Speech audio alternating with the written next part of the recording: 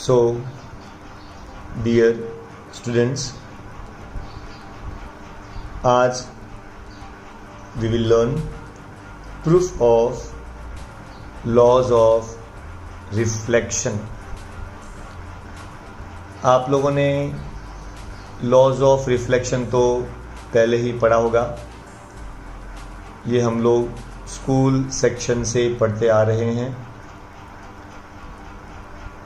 You know that incident ray and reflected ray lie on opposite sides of normal, and along with the normal they lie in the same plane. And one more, the angle of incidence is equal to angle of reflection. तो ये था आपका law of reflection, second law of reflection. अभी Huygens की theory पे we will prove it. So today will prove the laws of reflection on the basis of Huygens principal.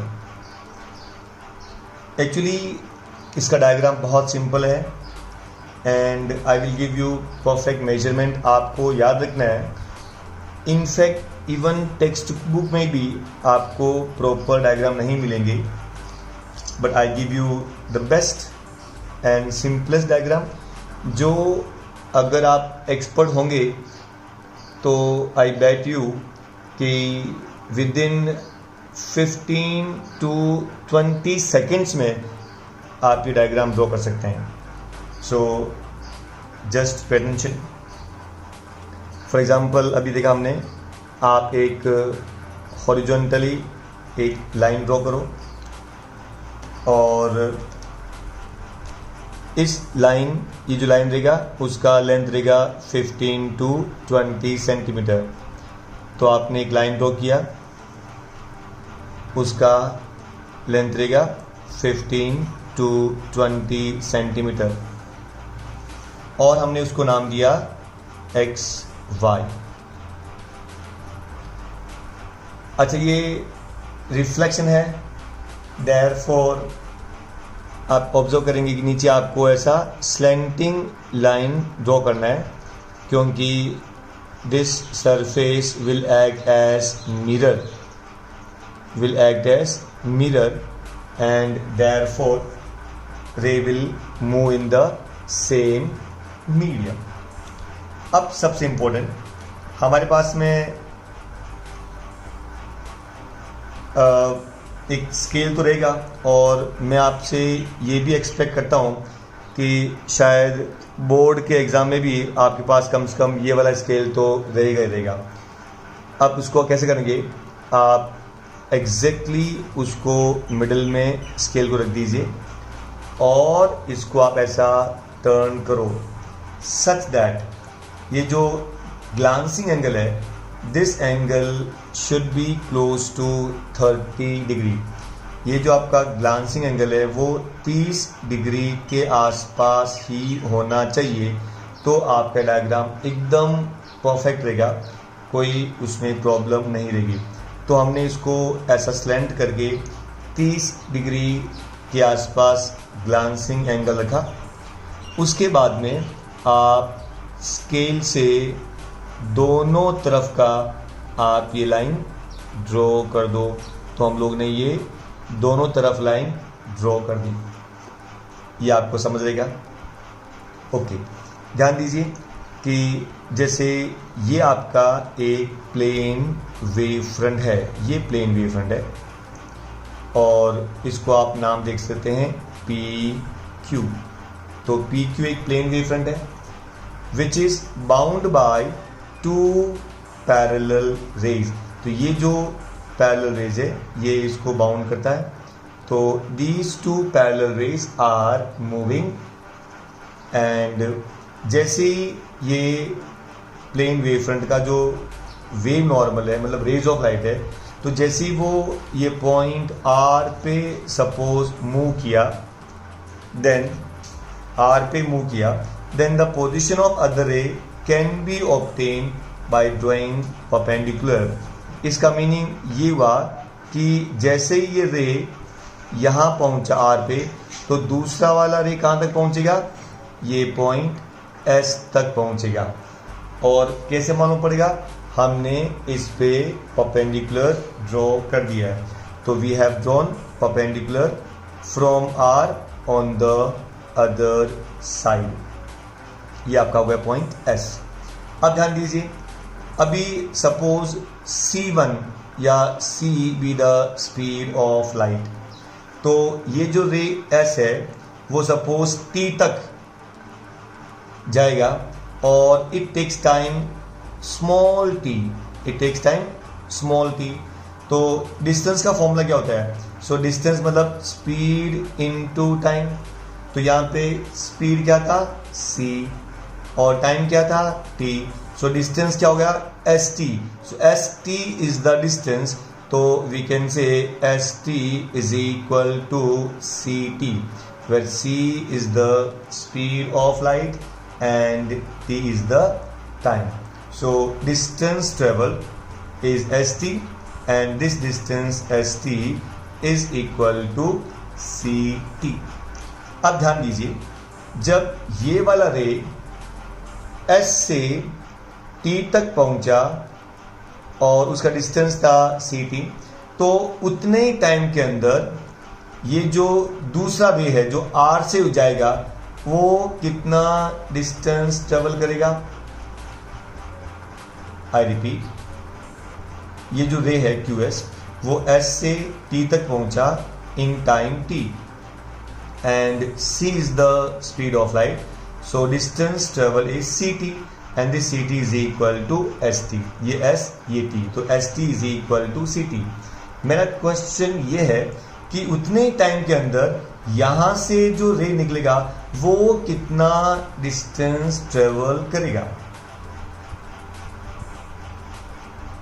Obviously the distance travel by the रे from the point R also will be same, कितना ST, क्योंकि speed same है, time same है, तो definitely distance also will be same. Hence ST उतना distance लिया मतलब CT, लेकिन रे कहाँ से जाएगा R से। So we can say taking R as centre and CT as radius, we have to draw an arc, we have to draw an arc. तो हम क्या करेंगे, अब मैंने क्या किया, ये आपने कंपास लिया एंड रिमेंबर इस पे हम क्या करेंगे, सबसे पहले ये डिस्टेंस ले लो कितना ST, तो आपने ST जितना डिस्टेंस ले लिया, आई होप यू गॉट इट, या आपने डिस्टेंस लिया ST जितना, कैन यू सी, और इतना आपने डिस्टेंस लिया और ये आपने सेंटर लिया R, तो R को आप सेंटर लेके you have to draw an arc in upward direction, आपने अपवर्ड डायरेक्शन में आर्क ड्रॉ कर दिया। ये अपने बड़ा आर्क क्यों ड्रॉ किया, क्योंकि हमको ये तो मालूम है कि distance will be equal to ST, लेकिन ये नहीं मालूम कि यहाँ से कौन से डायरेक्शन में लाइट जाएगा, ये हमको नहीं मालूम था। इसीलिए हमने क्या किया कि डायरेक्शन कोई भी हो, डिस्टेंस तो ST रहेगा, इसलिए हमने ST का रेडियस लेके and we have drawn an arc. अभी एक मैथमेटिकल टूल है कि अगर आप पॉइंट T से आप इसके ऊपर टेंजेंट ड्रॉ करेंगे, तो जिस पॉइंट पे टेंजेंट रहेगा वो that will be the direction of reflected ray.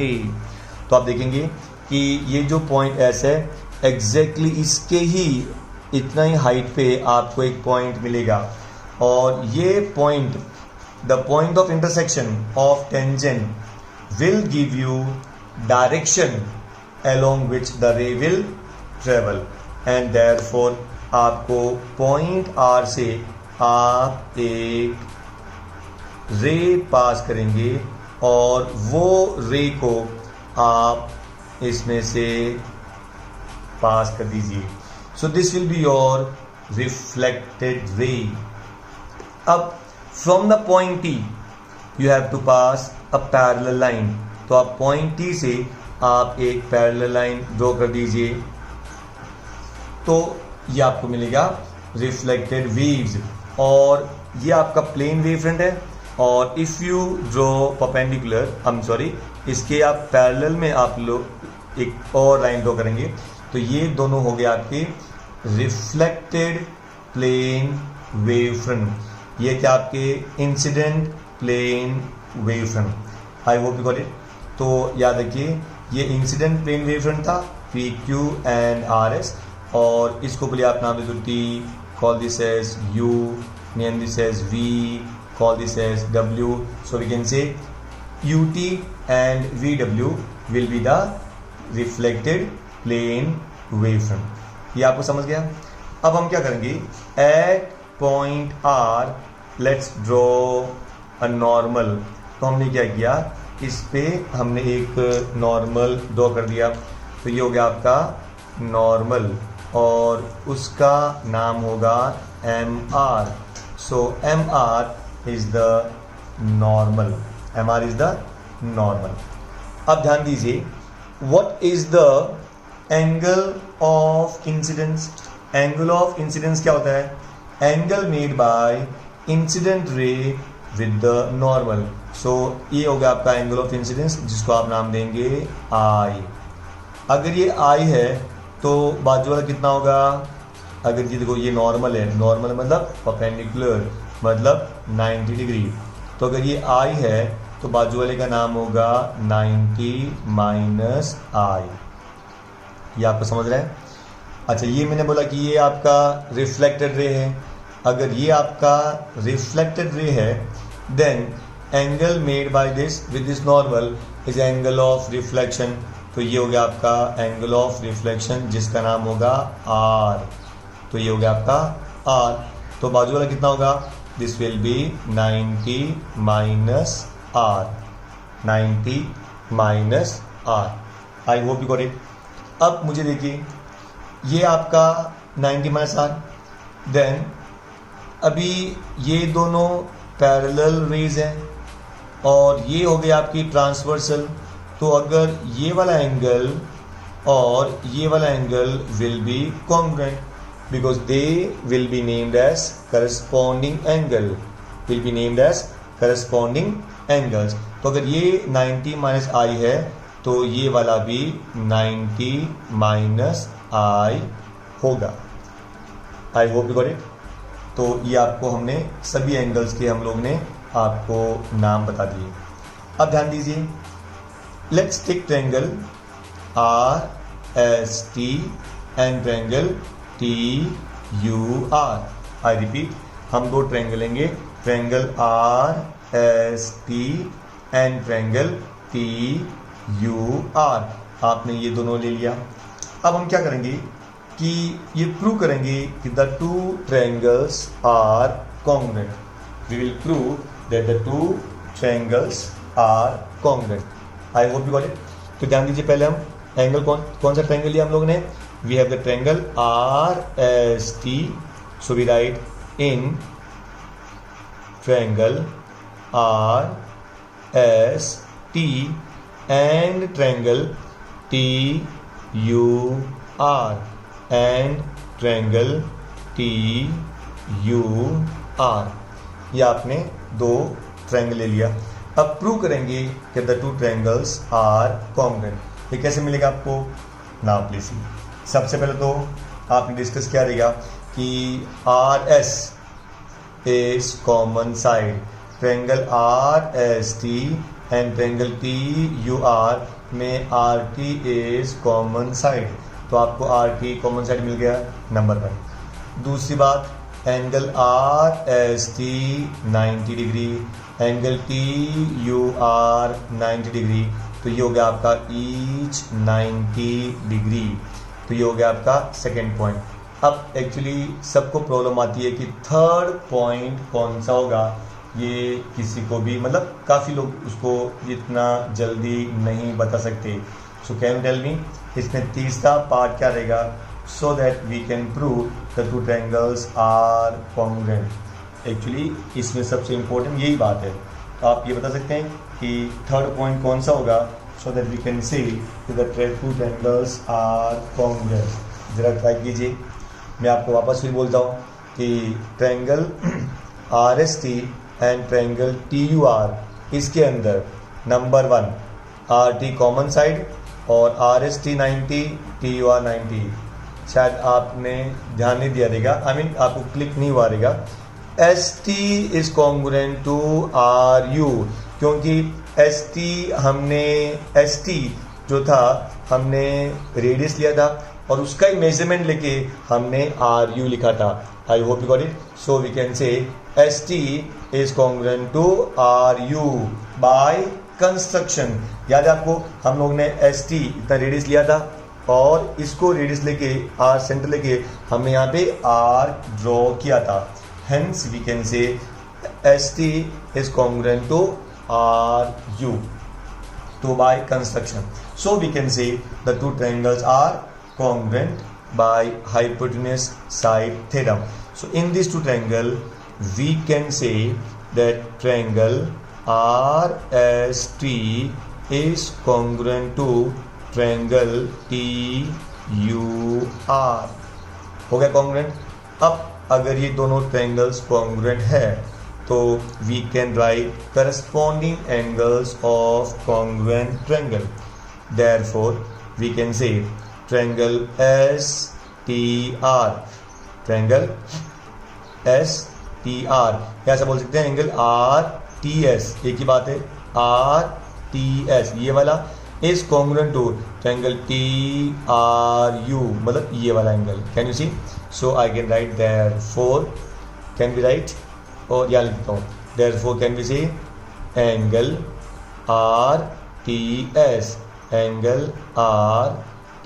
RTS is congruent to triangle TRU. Angle TRU ये हो गया आपका congruent. ये आपको समझ गया? ओके. सो RTS कितना है? 90 minus I is congruent to 90 minus R. Is that clear? Now 90 gets cancelled, so we can write minus I is congruent to minus R. Then minus cancel, so can I write I is congruent to R. बस यही आपको prove करना था कि angle of incidence is congruent to angle of reflection. तो देखिए अभी obviously first law क्या था? Incident ray and reflected ray lie on opposite sides of normal. ये आपका नॉर्मल था, ये होगा आपका फर्स्ट. सेकेंड लॉ क्या था? Incident ray and reflected ray along with the normal lie in the same plane. Lie in the same plane. ये भी हो गया आपका. और तीसरा क्या था? Angle of incidence is equal to angle of reflection. ये हम लोगों ने अभी प्रूव कर दिया है. So with the help of Huygens principle we could prove the laws of reflection. लेकिन हाइगन्स प्रिंसिपल क्यों?